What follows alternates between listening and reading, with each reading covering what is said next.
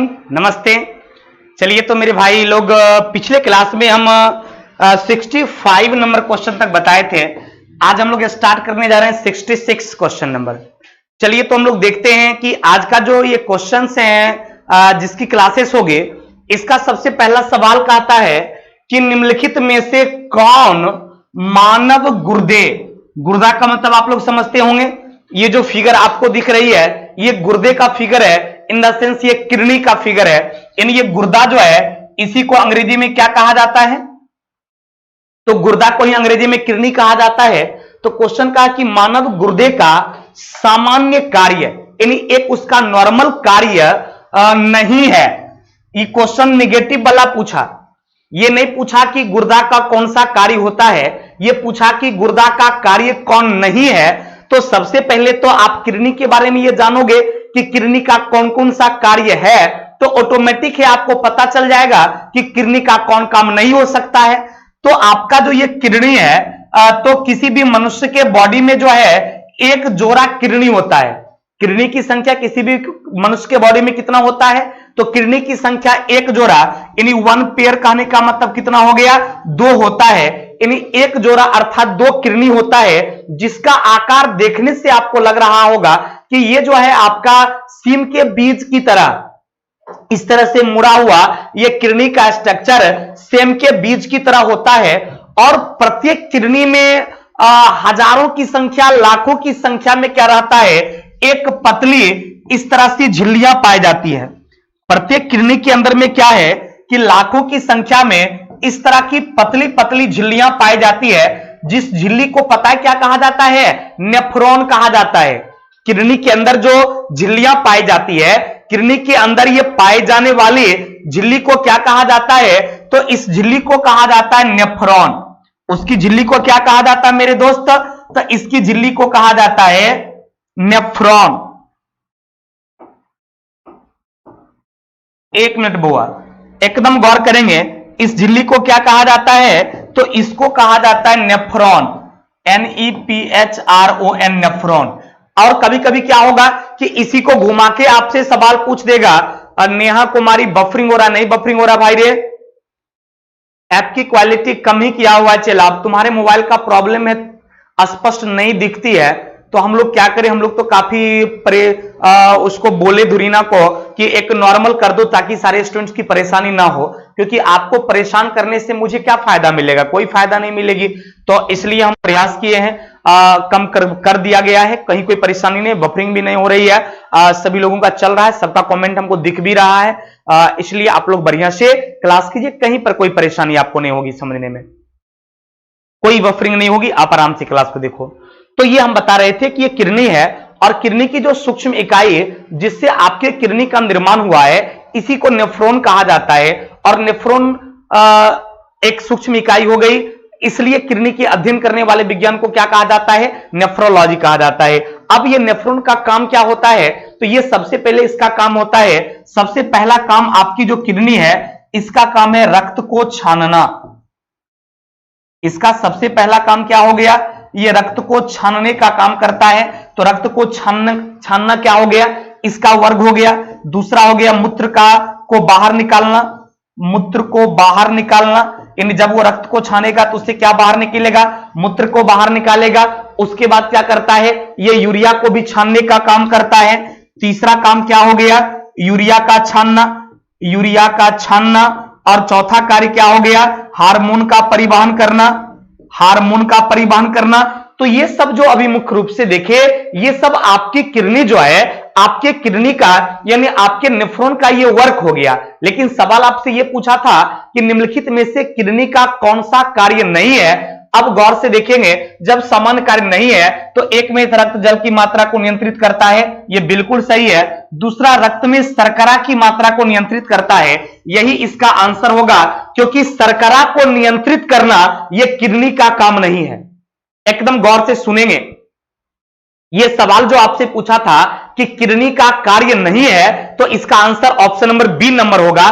क्यों होगा, क्योंकि इसमें लिखा है कि रक्त में शर्करा की मात्रा को नियंत्रित करना, और ये आप जानते हैं, हम आपको डाइजेस्टिव सिस्टम में पढ़ा चुके हैं कि आपके ब्लड में शर्करा की मात्रा नियंत्रित करने का काम जो है वो किडनी का नहीं है, शर्करा की मात्रा। इसलिए इसका आंसर क्या हो गया? Option number B. बाद बाकी सब तो इसका वर्क है ही।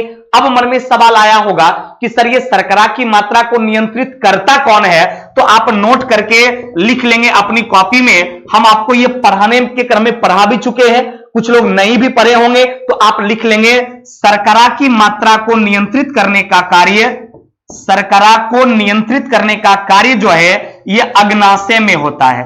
कहां होता है? अग्नाशय में इंसुलिन हार्मोन, इंसुलिन हार्मोन का यह कार्य होता है कि यह ब्लड में शर्करा की मात्रा को क्या करता है, ब्लड में ग्लूकोज की मात्रा को क्या करता है, उसको कंट्रोल करने का काम करता है। याद हो गया? कोई कंफ्यूजन? इसको आप लोग आराम से लिख लेंगे, ये क्वेश्चन एग्जाम में पूछा जाता है। जैसे अभी क्वेश्चन पूछा था कि किडनी का कौन सा कार्य नहीं है, तो ये समझ में आ गया कि रक्त में शर्करा की मात्रा को नियंत्रित आपकी किडनी नहीं करती है, क्योंकि किडनी का काम है रक्त को छानना, किडनी का काम है यूरिया का निर्माण करना, मूत्र का निर्माण करना, यूरिया को छानना, मूत्र को छानना, वो सब किडनी का काम होता है। लेकिन शर्करा की मात्रा को नियंत्रित करना जो है यह किडनी का काम नहीं है। तो शर्करा की मात्रा को नियंत्रित करता कौन है मेरे दोस्त? तो याद रखिएगा, सर सही से चल रही है। देखिए कुछ लोग कह रहा है सही से चल रही है, कुछ लोग कहता नहीं चल रही है, तो इसमें हम क्या करें भाई? सही से चल ही रही है। आप लोग आराम से देखें, डाउनलोडेड वीडियो को बाद में आप आराम से देख सकते हैं। आप एकदम समझने का प्रयास कीजिए, बिल्कुल समझने का प्रयास कीजिए। ये रक्त में शर्करा की मात्रा जो है, इस शर्करा की मात्रा को नियंत्रित करने का कार्य कौन करता है? ये अग्नाशय का काम होता है, ये पेनक्रियाज का काम होता है। पेनक्रियाज का जो बीटा सेल है उससे निकलता है इंसुलिन हार्मोन। पेनक्रियाज के बीटा सेल से क्या निकलता है? तो पेनक्रियाज के बीटा सेल से इंसुलिन हार्मोन निकलता है, और इस इंसुलिन हार्मोन का ही कार्य होता है ब्लड में ग्लूकोज की मात्रा को, यानी ब्लड में शर्करा की मात्रा को नियंत्रित करना। क्लियर? कोई कंफ्यूजन कहीं से?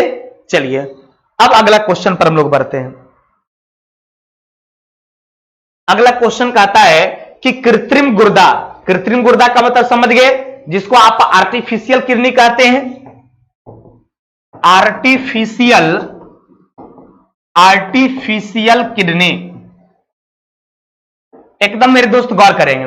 यह क्वेश्चन आपसे कहता है कि कृत्रिम गुर्दा निम्नलिखित में से किस सिद्धांत पर कार्य करता है? यह आपका आर्टिफिशियल किडनी क्या करता है? यह डायलिसिस का काम करता है। आपकी आर्टिफिशियल किडनी क्या करता है? ये आपके डायलिसिस का ये काम करता है, यानी बाहर से ये क्या करता है? ब्लड को छान कर देता है, ताकि जिस व्यक्ति को किडनी संबंधी प्रॉब्लम है उसको कोई परेशानियां नहीं हो। तो इसका मतलब इसका वर्क क्या हो गया? डायलिसिस संबंधित कार्य कौन करता है? आपका आर्टिफिशियल किडनी जो है ये डायलिसिस संबंधी कार्य करता है। कुछ लोगों का आंसर सी आ भी रहा है, जिनका भी आंसर सी आ रहा है सबको बहुत बहुत धन्यवाद। यानी वो निश्चित रूप से हमको लगता है कि वो ग्रुप डी का बैचेस किए होंगे या एनटीपीसी में पढ़े होंगे, और जो भी हमारी क्लासेस बायोलॉजी का किया है, चाहे ग्रुप डी में किया हो या एनटीपीसी में किया हो, उसके लिए ये सारा क्वेश्चन बिल्कुल आसान लग रहा होगा। और जो नहीं किए हैं या क्वेश्चन वो ठीक से नहीं देख पाते हैं, उनको कंफ्यूजन होती होगी। देखिए हजारों कमेंट आ रहे हैं, सी सी सी सी सी सी डायलिसिस डायलिसिस, बहुत बहुत धन्यवाद आप सभी लोगों को। क्लियर हो गई कि आपका आर्टिफिशियल किडनी क्या करता है, आपका कृत्रिम गुर्दा क्या करता है? ये डायलिसिस का काम करता है, यानी बाहर से ब्लड को छानकर उस व्यक्ति में दिया जाता है जिसमें किडनी संबंधी प्रॉब्लम है, फिर जाकर उसका शरीर क्या होता है? प्रॉपर वे में काम कर पाता है। क्लियर? तो आंसर क्या होगा? डायलिसिस। अगला सवाल है कि हेनले का लूप, ये जो फिगर आप देखते होंगे इसी फिगर को हेनले का लूप कहा जाता है।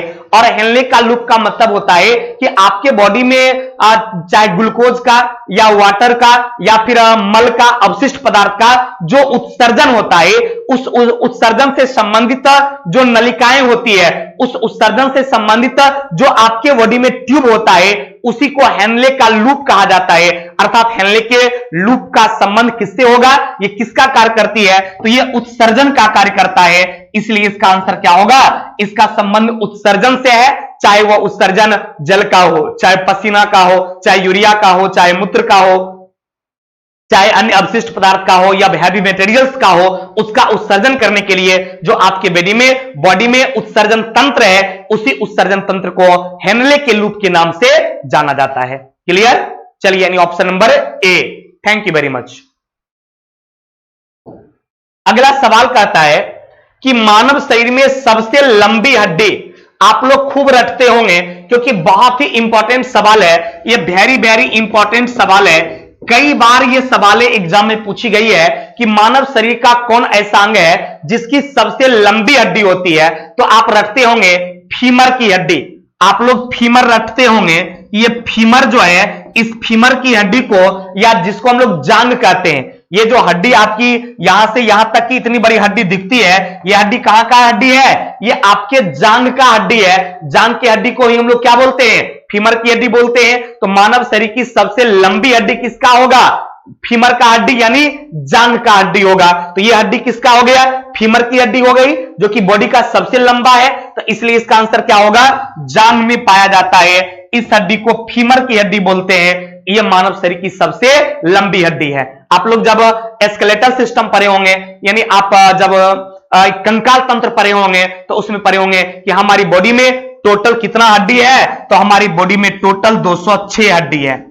एक स्वस्थ मानव की यदि बात करते हैं कि मनुष्य में कितना हड्डी होता है, तो मनुष्य में 206 हड्डी होता है। और इस 206 हड्डी में सबसे बड़े हड्डी की बात करेगा, सबसे लंबी हड्डी की बात करेगा, तो ये जांघ की हड्डी आएगा, जिसको फीमर की हड्डी बोलते हैं। अर्थात इसका आंसर क्या हो गया? Option number D. कोई दिक्कत? वीडियो अपलोड नहीं हुआ? वीडियो तो अपलोड टाइम से ही होता है मेरे दोस्त, बिल्कुल टाइम से अपलोड होता है। आपको हो सकता है देखने नहीं आ पा रहा होगा, थोड़ा बढ़िया से देखिएगा। क्लियर? चलिए, अगला क्वेश्चन है कि मांसपेशियों की थकान डैश के संचय की वजह से होता है। कभी कभी आप गौर करते होंगे, जब आप तेज दौड़ते होंगे तो आपकी बाह, जो मांसपेशी वाला मेनली पार्ट्स है, या आपका जांघ या आपका पैर बहुत ज्यादा पेन करने लगता है, बहुत ज्यादा दर्द करने लगता है। ऐसा क्यों होता जानते हो मेरे दोस्त? ऐसा इसलिए होता है कि जब हम बहुत ज्यादा दौड़ते हैं तो इस मांसपेशी में जो उपयुक्त ऑक्सीजन चाहिए, उतनी उपयुक्त ऑक्सीजन नहीं मिल पाती है।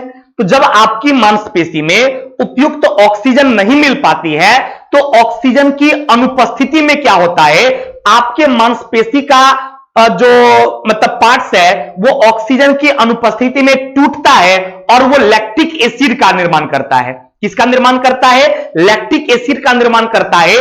और उस लैक्टिक एसिड के वजह से आपकी मांसपेशी में क्या होने लगती है? दर्द होने लगती है। और इसको दूर करने के लिए आप अपनी मांसपेशी को थोड़ा सा सहलाइएगा, थोड़ा सा दबाइएगा, देखिएगा धीरे धीरे वो दर्द आपका क्या होगा? ठीक होगा। तो क्वेश्चन वही पूछा कि मांसपेशी की थकान डैश के संचय की वजह से होता है, तो लैक्टिक एसिड का जो जमा होता है, उसी लैक्टिक एसिड के संचय के कारण। इसलिए इसका आंसर क्या होगा?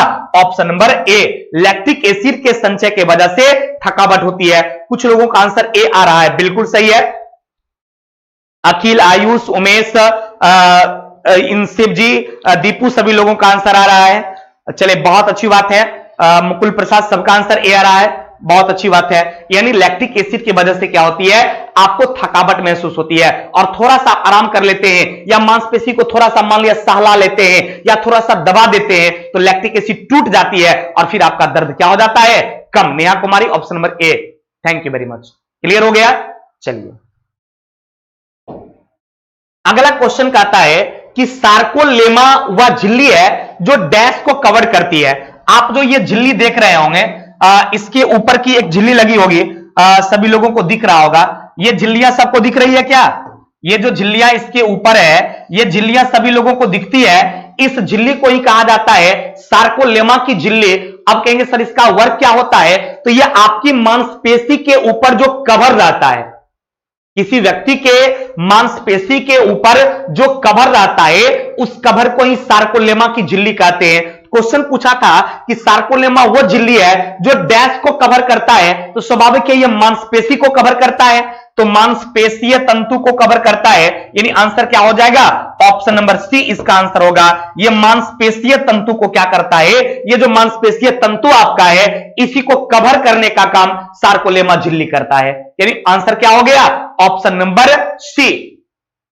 कुछ लोग आंसर ए बोल रहे थे, जिनका गलत है, और जिनका जिनका सी आ रहा है उनका सही है। यह मांसपेशी तंतु को क्या करता है? कवर करने का काम करता है, ढकने का काम करता है। इसलिए इसका आंसर क्या होगा? Option number C. क्लियर? कोई कंफ्यूजन कि नहीं मेरे दोस्त लोगों को? बोलिए, मांसपेशी तंतु को यह क्या करता है? यह कवर करने का काम करता है। अगला सवाल देखेंगे, कहता है कि शल्य क्रिया में ऑर्थोप्लास्टिक क्या है?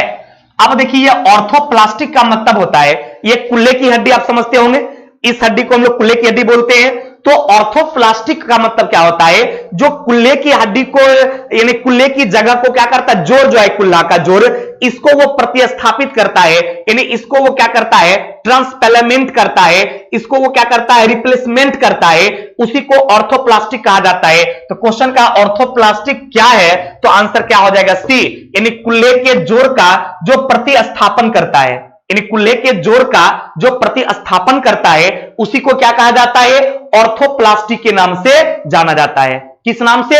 ऑर्थोप्लास्टी के नाम से जाना जाता है। कोई कंफ्यूजन? चलिए, तो आंसर क्या हो जाएगा कि कुल्ले की जोड़ का प्रतिस्थापन जो है, इसी को ऑर्थोप्लास्टी के नाम से जाना जाता है। 4100 प्लस वाली बुक जो है, हमारे ख्याल से वो परसों से आपके मार्केट में उपलब्ध हो जाएगा। वो आज छपने जा चुका है, कल छप के वो शाम तक पटना के मार्केट में मिलेगी, और परसों जो है आपके हर डिस्ट्रिक्ट में आप जहां भी हैं वहां मिलेगी। और आप सबडे से ऑनलाइन भी कर सकते हैं, आपके घर तक भी किताब पहुंच जाएगी, एकदम आपको चिंता नहीं करनी है। क्लियर? चलिए, तो कुल्ले की जोड़ का प्रतिस्थापन जो है, इसी को ऑर्थोप्लास्टी के नाम से जाना जाता है। अगला सवाल कहता है कि निम्नलिखित में से कौन सा पौष्टिक तत्व अस्थि, अस्थि बोले तो हड्डी, अस्थि का मतलब आप लोग समझते हैं, हड्डी को हम लोग अस्थि बोलते हैं। कहता हड्डी एवं दांतों के निर्माण एवं मजबूती के लिए आवश्यक नहीं है। तो आपका दांत के लिए, आपकी हड्डी के लिए क्या क्या जरूरी है? तो आप पहले आवश्यक लिखते हैं, आवश्यक, पहले लिखते हैं आवश्यक क्या क्या है। तो आवश्यक है कैल्शियम, आवश्यक है फास्फोरस, आवश्यक क्या है? कैल्शियम, फास्फोरस, और क्या है आपका? ये फ्लोरीन। गौर करेंगे, यानी आपकी हड्डी की बात करते हैं कि क्वालिटी थोड़ा कम कीजिए, क्या करें मेरे दोस्त? अरे बहुत लोगों का दिख रहा है, अब 2-4% का नहीं दिख रहा है, 95 से 96% लोगों का दिख रहा है। क्या बताएं मेरे दोस्त? ध्यान देना मेरे दोस्त, क्वेश्चन बोला कि हड्डी और दांत की मजबूती के लिए आवश्यक नहीं है पूछता तो आंसर क्या होता? कैल्शियम, फास्फोरस और फ्लोरीन ये जरूरी है, ये आवश्यक है। लेकिन सवाल ये नहीं पूछा, सवाल बोला कि कौन आवश्यक नहीं है। तो आंसर में क्या हो जाएगा? आयोडीन ये आवश्यक नहीं है। बाद में कि फ्लोरीन, फास्फोरस और कैल्शियम ये तीनों क्या है? जरूरी है। कैल्शियम भी, फास्फोरस भी, फ्लोरीन भी, ये तीनों जरूरी है। इसके बिना हड्डी आपका मजबूत नहीं होगा। लेकिन आयोडीन का कोई रोल इसमें नहीं है, इसलिए इस क्वेश्चन का आंसर क्या होगा? तो आंसर होगा आयोडीन। यहां पर देखिए नहीं लिखा हुआ है, ये सब जरूरी वाला है और क्वेश्चन वाला जरूरी नहीं है, तो आंसर क्या होगा? Iodine. Clear? Option number D बहुत सारे लोगों को आ भी रहा है, थैंक यू। अगला, टिबिया नामक हड्डी किसमें पाई जाती है? देखो आपका जो ये पैर की हड्डी है, इस पैर की हड्डी को ही क्या कहा जाता है? टिबिया कहा जाता है। आपका जो पैर की हड्डी है, इस पैर की हड्डी को ही क्या बोलते हैं? टिबिया। तो बोला कि टिबिया किसकी हड्डी है? तो आंसर क्या होगा? टांग की हड्डी को टिबिया कहते हैं। नहीं चला? याद रखना, टॉ से टांग, टॉ से टिबिया। तो टांग की हड्डी को क्या कहा जाएगा? तो टांग की हड्डी को मेरे दोस्त टिबिया कहा जाएगा। इसलिए आंसर क्या हो गया? टांग। क्लियर? अगला सवाल देखो, कहता है ह्यूमरस अस्थि कहां पाई जाती है? ह्यूमरस इसको कहा जाता है, आपका जो ये बांह की हड्डी है, यानी आपकी जो ऊपरी भुजा है, भुजा के ऊपरी भाग की जो हड्डी है, इसी को ह्यूमरस कहा जाता है। यानी आप यहां से यहां तक की जो हड्डी आप देख पा रहे होंगे, इसी को कहा जाता है, यानी ऊपरी भुजा की जो हड्डी है, ऊपरी भुजा की जो हड्डी है, इसी को क्या कहा जाता है? ह्यूमरस अस्थि कहा जाता है।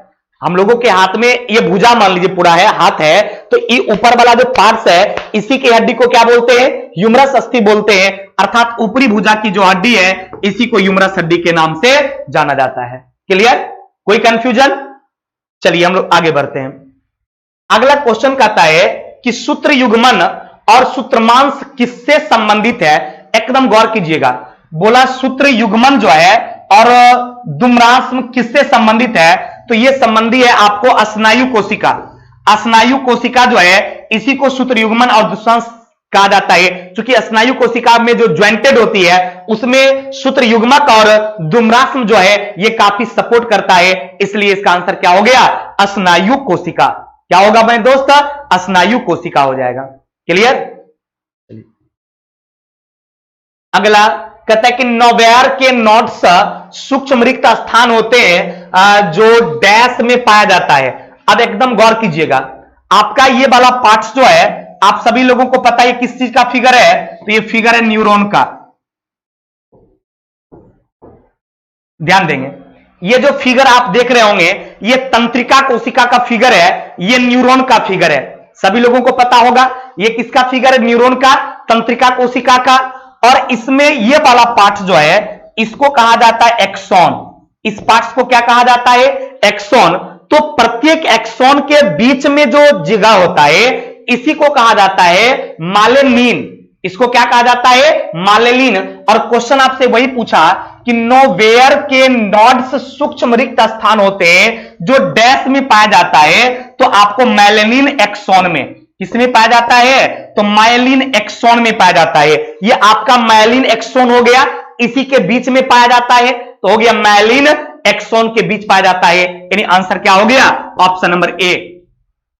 हम आपको पढ़ाए थे जब नर्वस सिस्टम पढ़ा, तंत्रिका कोशिका की, तंत्रिका कोशिका जो नर्वस सिस्टम है उसके सबसे सूक्ष्म इकाई को हम लोग न्यूरॉन कहते हैं, और ये मानव शरीर की सबसे लंबी कोशिका है। इसके कई एक पार्ट्स होता है, जैसे इसमें आपका इसका सेंटर हो गया, इसको डेंड्राइट्स कहा जाता है, इसको एक्सोन कहा जाता है। उसके बाद ये इसका सेकंड प्लेटफॉर्म हो गया, और ये माइलिन आपका जो माइलिन एक्सोन होता है यही उसके बीच में पाया जाता है, इसलिए इसका आंसर क्या हो जाएगा? माइलिन एक्सोन, यानी ऑप्शन नंबर ए। बहुत लोगों का ए आ भी रहा है, कुछ लोगों का नहीं भी आ रहा है। चलिए समझ में आ गई? कोई कंफ्यूजन में दोस्त? चंद्रशेखर ए बिल्कुल सही है, ए। चलिए अगला क्वेश्चन कहता है कि स्वैच्छिक कार्यों के लिए सुनिश्चितता, अंग विन्यास निर्वहन और शरीर का संतुलन बनाए रखने के लिए डैश उत्तरदायी है। यानी आपकी बॉडी में नियंत्रण से संबंधित जितनी भी सवालें आ जाएगी, सीधा आप समझना कि वो हमारे मस्तिष्क से संबंधित है, वो हमारे ब्रेन से संबंधित है। अब आपका जो ये ब्रेन है, आपकी जो ये मस्तिष्क है, इस मस्तिष्क का 3 भाग होता है। मस्तिष्क का कितना भाग होता है? तो मस्तिष्क का 3 भाग होता है।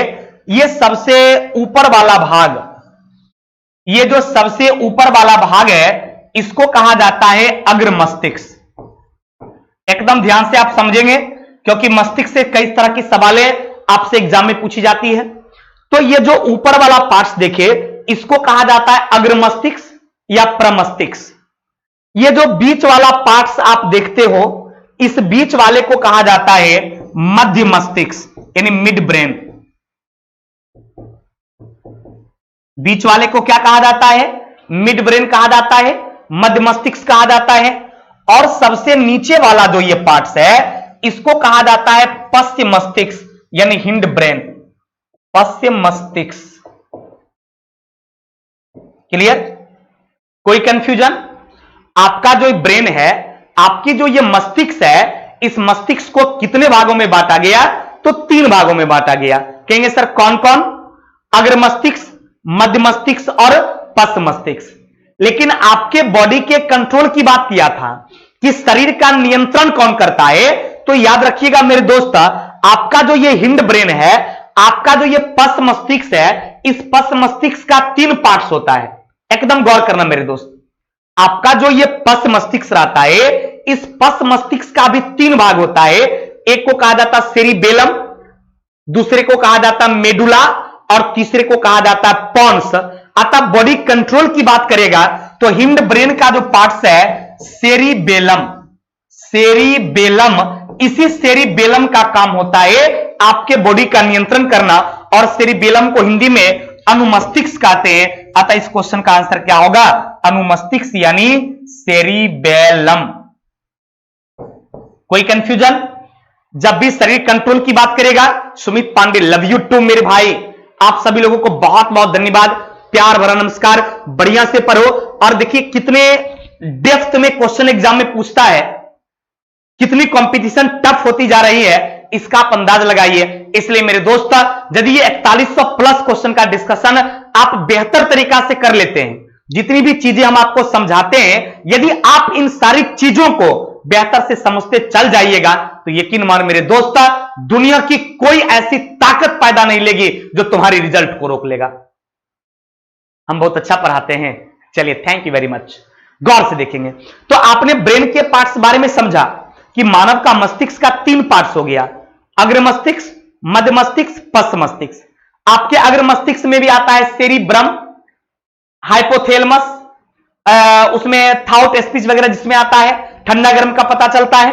आपका मिड ब्रेन मध्य मस्तिष्क से सूंघने और देखने की संवेदना, और आपका पश्च मस्तिष्क जो है उसका 3 पार्ट्स होता है, सेरिबेलम जो शरीर का कंट्रोल करता है, मेडुला, पॉन्स। तो यहां पर शरीर के संतुलन की बात बोला था, इसलिए इसका आंसर क्या हो गया? इसका आंसर हो गया अनुमस्तिष्क, यानी 78 का आंसर क्या हो गया? अनुमस्तिष्क। कोई कंफ्यूजन किसी भी लोगों को नहीं? और इसी को अंग्रेजी में क्या बोलते हैं? सेरिबोलम। यदि किसी को दिक्कत है तो आप इसको आराम से आप अपनी कॉपी में लिख भी सकते हो, और जल्दी लिखो। चलिए, अगला सवाल कहता है कि मानव मस्तिष्क में ध्वनि का संवेदन कितनी देर रखता है? यानी हम लोगों का ब्रेन में जैसे कोई चीज हम सुनते हैं, या हम जो बोलते हैं अभी आप सुन पा रहे होंगे, या कोई बोलता है आप सुनते हैं, तो इसकी संवेदना आपके ब्रेन में 0.1 सेकेंड तक, कितना सेकेंड तक बना रहता है? 0.1 सेकेंड तक आपके मस्तिष्क पर उसकी संवेदना होती है। इसलिए आंसर क्या होगा? 0.1 सेकेंड। क्लियर? कोई कंफ्यूजन किसी को? चलिए, अगला सवाल कहता है कि अनुमस्तिष्क से संबंधित है, यह अनुमस्तिष्क जिसको अंग्रेजी में सेरिबेलम कहते हैं, यह आपका पश्च मस्तिष्क का पार्ट है, इसको बोलते हैं पश्च मस्तिष्क। ध्यान देंगे मेरे दोस्त, आपका जो ये पश्च मस्तिष्क है, तो इसी पश्च मस्तिष्क का 3 भाग बताए थे ना। एक हो गया आपका सेरिबेलम, दूसरा होता है मेडुला, और तीसरा होता है पॉन्स। आपके पश्च मस्तिष्क में 3 पार्ट्स हो गया, सेरिबेलम, मेडुला और पॉन्स। तो ये सेरिबेलम के बारे में पूछा, अनुमस्तिष्क के बारे में पूछा कि ये किससे संबंधित है, तो याद रखिएगा ये सभी अनैच्छिक क्रिया जो आपका होता है, इस अनैच्छिक क्रिया को क्या करता है? ये अनैच्छिक क्रिया को कंट्रोल करने का काम करता है। किसका काम करता है?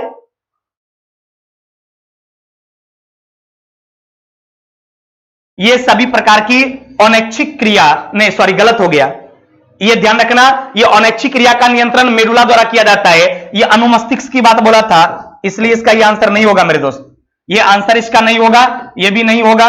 एक मिनट, ये भी नहीं होगा, ये भी नहीं होगा, ये भी नहीं होगा। क्योंकि आपको पता है यादाश्त, भूख की बात करेगा, प्यास की बात करेगा, तो ये अग्र मस्तिष्क का पार्ट्स होता है। सोचने वाला भी अग्र मस्तिष्क का ही पार्ट्स होता है। सभी अनैच्छिक क्रिया का पश्च मस्तिष्क में ही होता है, लेकिन पश्च मस्तिष्क में ये काम कौन करता है? ये मेडुला करता है। लेकिन ये सेरिब्रम की बात था, तो मांसपेशी के घुमा और नियंत्रण की बात हो गई, तब आंसर क्या हो जाएगा? अनुमस्तिष्क हो जाएगा। तो अनुमस्तिष्क का काम क्या हो गया? डी हो गया, मांसपेशी के घुमा हुआ नियंत्रण की बात। बहुत सारे लोगों को लग रहा होगा सी भी, लेकिन इसका आंसर सी नहीं होगा, इसका आंसर डी होगा। मांसपेशी के घुमा हुआ नियंत्रण के लिए कौन जिम्मेवार है? तो सेरिबेलम। और अनैच्छिक क्रिया की बात करेगा तब आंसर क्या हो जाएगा? मेडुला। अनैच्छिक क्रिया की बात होगी तो क्या होगा? मेडुला।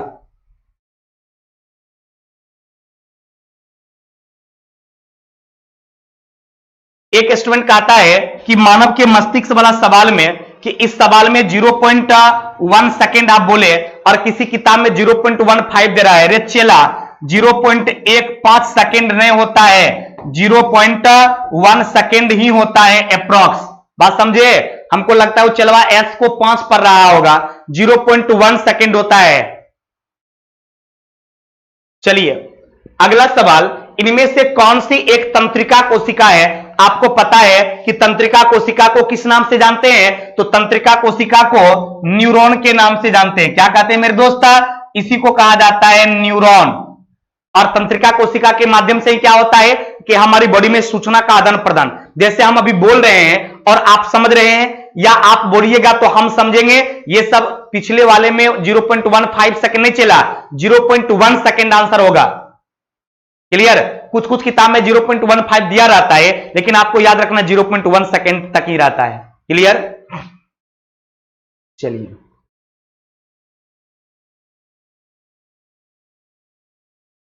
इसलिए ऑप्शन के हिसाब से उसका आंसर क्या हो जाएगा? 0.1 सेकेंड।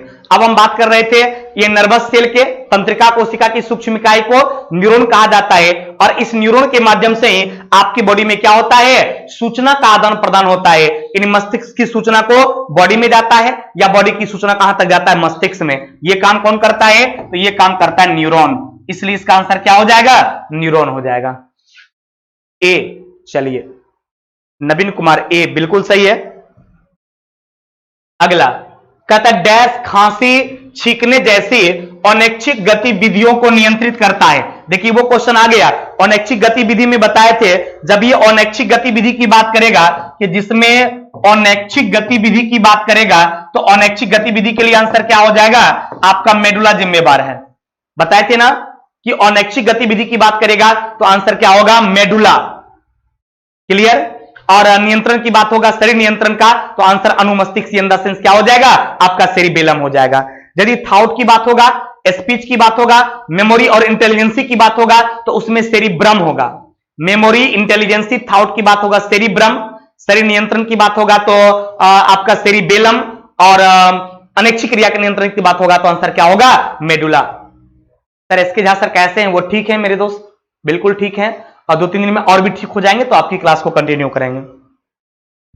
अगला क्वेश्चन कहता है निम्नलिखित में से किस गतिविधियों में स्वैच्छिक मांसपेशी कार्यान्वित रहती है? स्वैच्छिक मांसपेशी कार्यान्वित रहती है। मेढक के कूदना, इसमें स्वैच्छिक मांसपेशी कार्यान्वित है। पेट में भोजन की गति एकदम नहीं होगा। हृदय की धड़कन, हृदय की धड़कन ये स्वैच्छिक एकदम नहीं होगा। हाथ से लिखना स्वैच्छिक होगा, यानी डी। तो क्वेश्चन बोला स्वैच्छिक मांसपेशी कार्यान्वित होगी मेढक के कूदने और हाथ की में लिखना, यानी ऑप्शन नंबर सी, यानी इसका आंसर हो A and D both. Clear? इस ऑप्शन के हिसाब से आंसर क्या हो गया? A and D both. Clear? क्योंकि मेढक कूदेगा तो उसकी इच्छा पर डिपेंड करेगा। पेट में भोजन की गति होगा, वो आपकी इच्छा पर डिपेंड नहीं करे, आप रोक नहीं सकते हैं। हृदय धड़केगा, आप उसको रोक नहीं सकते हैं। ये सब अनैच्छिक है। और ऐच्छिक के बारे में पूछा तो ये भी सही है और ये भी सही है, यानी एक और डी दोनों सही है, और ऑप्शन नंबर सी में है भी, तो इसलिए इसका आंसर क्या होगा? A and D both. Clear? चलिए, सी नंबर बिल्कुल सही। अगला क्वेश्चन कहता है कि निम्नलिखित में से कौन सा अनुमस्तिष्क के बारे में सही नहीं है? आप देखो मेरे दोस्त, अनुमस्तिष्क के बारे में बोला कि सही नहीं है, नहीं वाला को खोजना है। इसमें दो भाग होते हैं, इसमें प्रमस्तिष्क गोलार्ध होता है, एकदम गलत है। यह मस्तिष्क के पिछले क्षेत्र में स्थित होता है, सही है।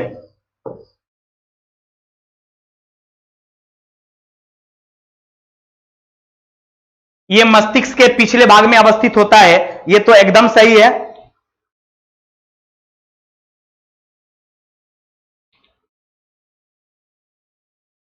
ये एकदम सही है। ये पश्च मस्तिष्क का एक भाग होता है, ये भी सही है। ये मस्तिष्क का काफी छोटा भाग लगता है, ये भी सही है।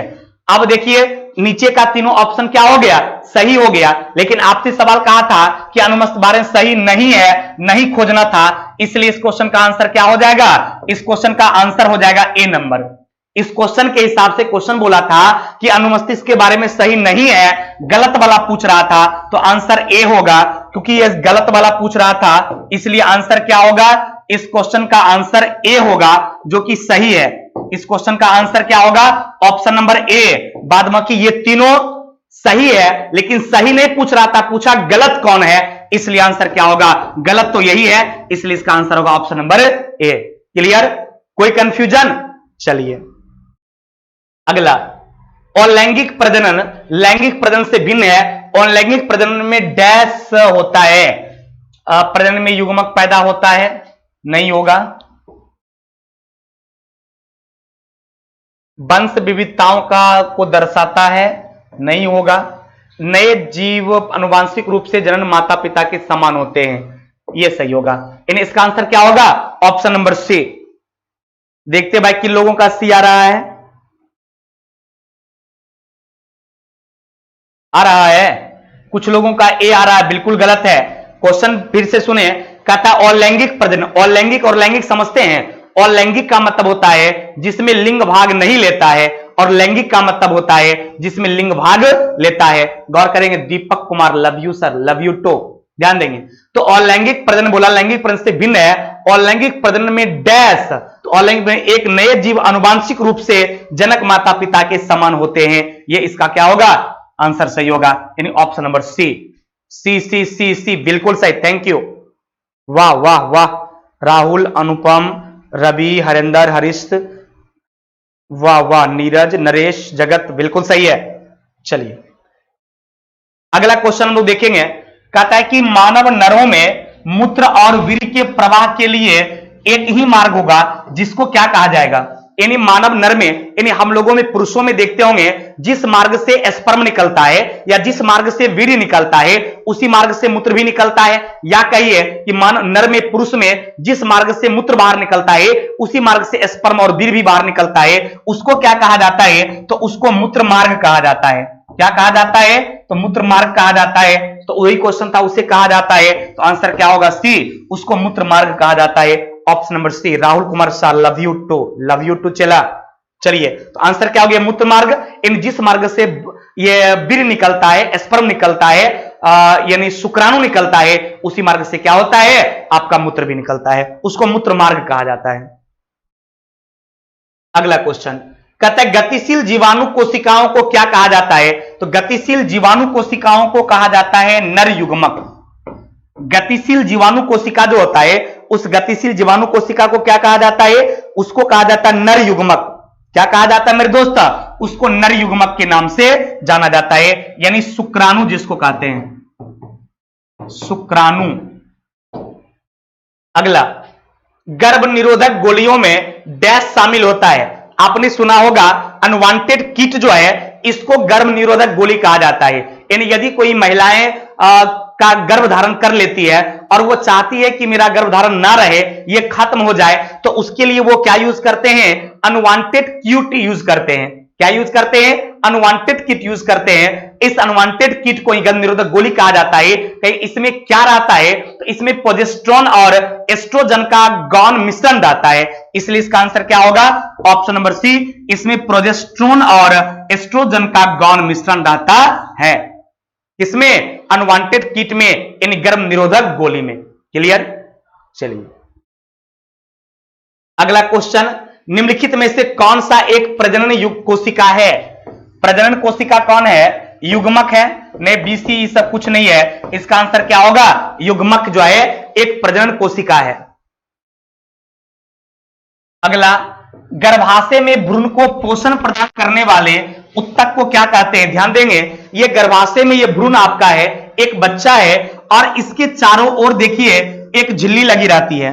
वो जो बच्चा है उसके चारों ओर, अरे यार, उसके चारों ओर एक झिल्ली लगी रहती है, एक कवर लगा रहता है, और इस कवर का जुड़ाव किससे रहता है? बच्चे के नाभि से रहता है, तो उसको प्लासेंटा कहा जाता है। उसको क्या कहा जाता है? प्लासेंटा, जो कि प्लासेंटा ऑप्शन नंबर डी में है, यानी इसका आंसर क्या होगा? ऑप्शन प्लासेंटा कहा जाता है। और कभी कभी डायरेक्ट क्वेश्चन पूछता है कि जब कोई बच्चा गर्भ से बाहर आ जाता है तो उसके बॉडी का कौन सा पार्ट काटकर फेंक दिया जाता है? तो मेरे दोस्त याद रखना, जब कोई बच्चा जन्म लेता है तो उसके बॉडी का इसी प्लासेंटा को काटकर फेंक दिया जाता है। क्लियर? तो आंसर क्या होगा? प्लासेंटा। तो चलिए हम आज आपकी सेवा यहीं रोकते हैं, अगले क्लास में फिर कल आपसे मेरी मुलाकात होगी। और कल हमको लगता है 9:30 बजे से आपकी क्लासेस होगी, या 9:45 से आपका क्लास होगा। कल 9:45 से 11 बजे तक हम आपका क्लास लेंगे। फिर परसों भी का टाइमिंग वही रहेगा। थैंक यू वेरी मच, धन्यवाद।